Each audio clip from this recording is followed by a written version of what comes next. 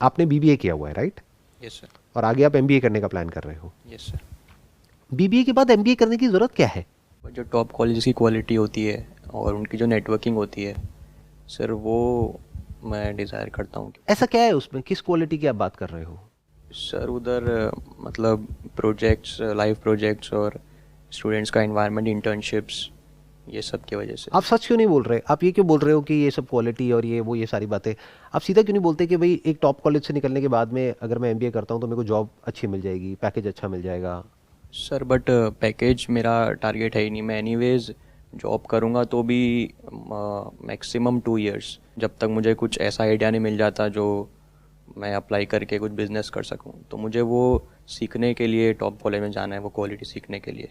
मैं तो नहीं गया किसी टॉप कॉलेज में, और मेरे जैसे और लाखों लोग नहीं गए, और मैंने तो कभी 2 साल जॉब नहीं करी।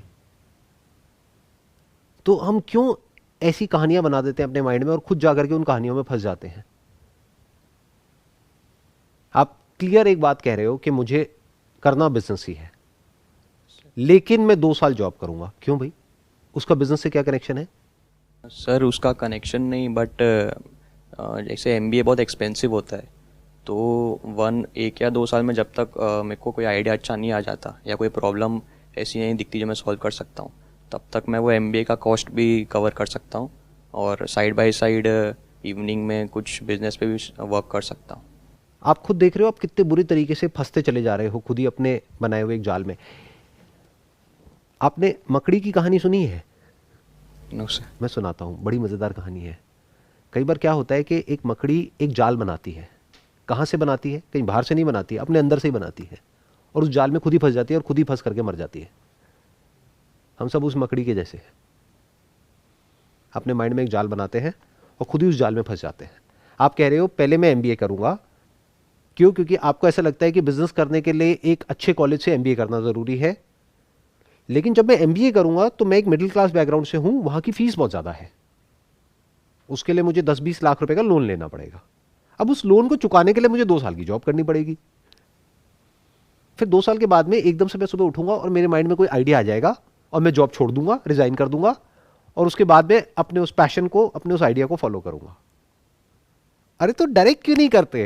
ये बिल्कुल ऐसा है, आपको मेरे पास आना है, आप यहां बैठे हो, आपको यहां तक आना है, आकर के मेरे से हाथ मिलाना है। तो अभी आप पता है क्या कर रहे हो? यहां पे पहले उधर गए, उधर गए, उधर घूमे, उधर घूमे, उधर घूमे, उधर से पूरा घूमते हुए फिर मेरे पास आ रहे हो। सीधा क्यों नहीं आ जाते? सर वही है कि ये पॉसिबिलिटी देखना बहुत मुश्किल है कि तो इतना अभी आसान मुश्किल है भी तो है। 2 साल बाद भी मुश्किल होगी। तो सीधा क्यों नहीं कहते मेरे को जिंदगी भर जॉब ही करनी है? Why can't you be honest? जो आप कह रहे हो वो रास्ता सीधा सीधा उसी तरफ जा रहा है जिसकी मैं बात कर रहा हूं, वो बिजनेस की तरफ नहीं जा रहा है। बट हमने अपने माइंड में एक ऐसी कहानी बना दी है, अननेसेसरी इतने सारे स्टेप्स ऐड कर दिए हैं, और वो स्टेप्स भी बहुत ही मुश्किल है चढ़ने। जैसे एक सीढ़ी की हाइट होती है मानो 9 इंच, ये 9 इंच की सीढ़ी नहीं है जिस टॉप एमबीए कॉलेज में आप घुसने की बात कर रहे हो। 900 इंच की सीढ़ी है, कैसे चढ़ोगे? और उसको चढ़ने के लिए लाखों लोग एक दूसरे से लड़ रहे हैं, मर रहे हैं, कट रहे हैं कि किसी तरीके से वहां चढ़ जाए। उसी रेस में आप हो। तो पहले तो सीढ़ी पे चढ़ ही नहीं पाओगे, वो 900 इंच की सीढ़ी।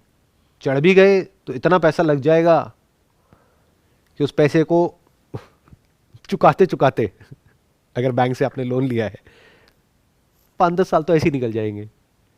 फिर उसके बाद में जब किसी अच्छी कंपनी में अच्छी जगह पे जॉब कर रहे होगे तो क्या अच्छी गाड़ी नहीं रखोगे?